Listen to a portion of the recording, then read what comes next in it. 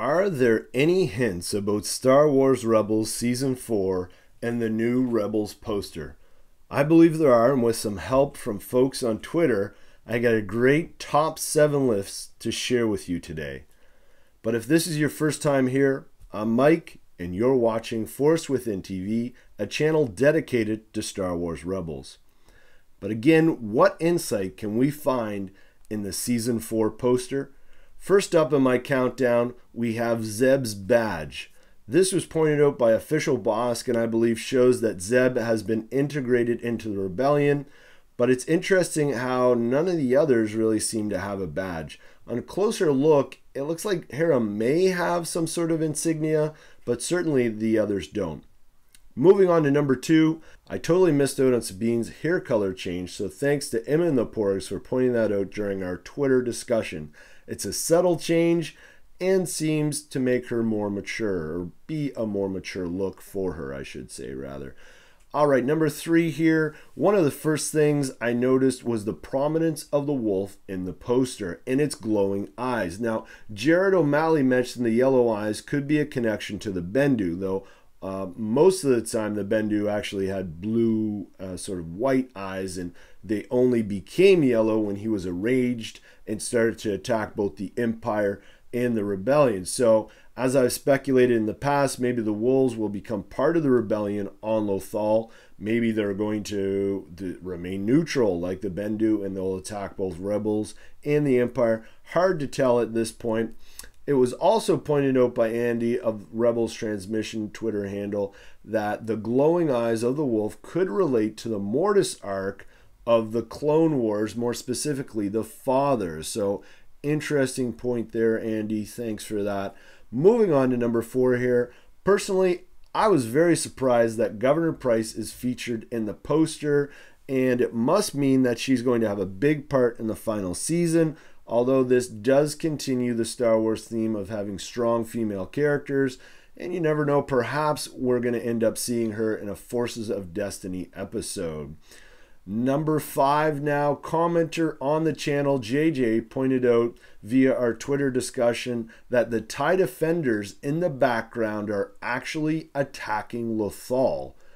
These could be stolen TIE Defenders by the Rebels. It was also mentioned that they could be, Saw Gerrera, part of Saw Gerrera's plans to steal them and then attack Lothal. That could definitely be something that is happening as well. But very interesting insight there. Thank you, JJ. Moving on to number 6. Jared O'Malley also mentioned the 4-star chart in the background. It's sort of transparent. And this connects with the episode Path of the Jedi. This is where we first see the 4-star chart. So if you don't remember, Path of the Jedi is when Ezra and Kanan first take a trip to the Jedi Temple. They discover it, in fact. In the season, in the episode, Ezra confronts his fears of abandonment and gains his Kyber crystal. I believe the 4-star chart alludes to the journey that Ezra will be taking in this season, perhaps becoming a Jedi Knight or moving away from the Jedi altogether. But either way, he will surely be going through massive changes, and perhaps that Force chart is alluding to those changes. Number 7, last one here, guys. There are a couple things about Kanan in the poster I found interesting. 1, he is not using his mask. 2, he is not holding his lightsaber. And 3, he has no rebel markings or rank. Now, I might be reading into this far too much, but could Kanan walk away from the rebellion and the fight versus the Empire, especially after fighting the war on Mandalore and alongside the extremist Saw Gerrera? Could he have second doubts? We know he has in the past, especially when they started to become more militaristic. We've also seen him confront Hera about their relationship in the Season 4 trailer. Maybe she ends up telling him the rebellion is more important than their relationship. These two things combined could really drive Kanan away, though if this does happen, I believe he'll return near the end.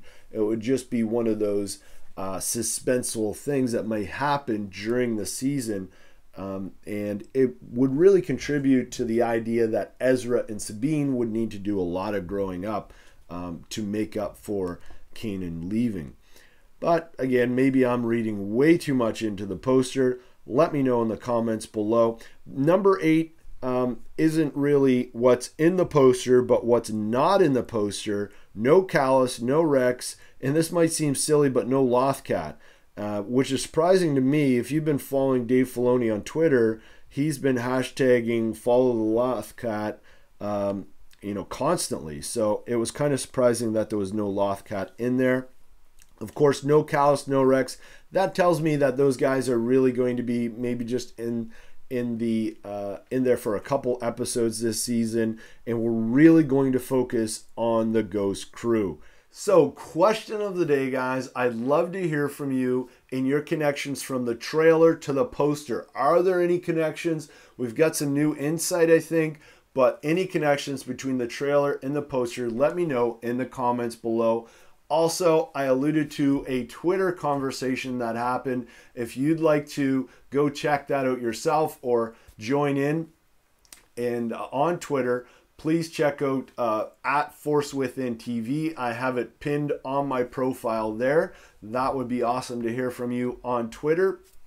Obviously, I enjoy our conversations in the comments below as well. And guys, if you're interested in giving me some insight and having your name mentioned in a video like this, please, tweet out to me on Twitter or share some insights in the comments below. I love sharing your ideas. So other than that, guys, if you haven't already, please make sure you check out the Force Within TV channel, and may the Force be with you always.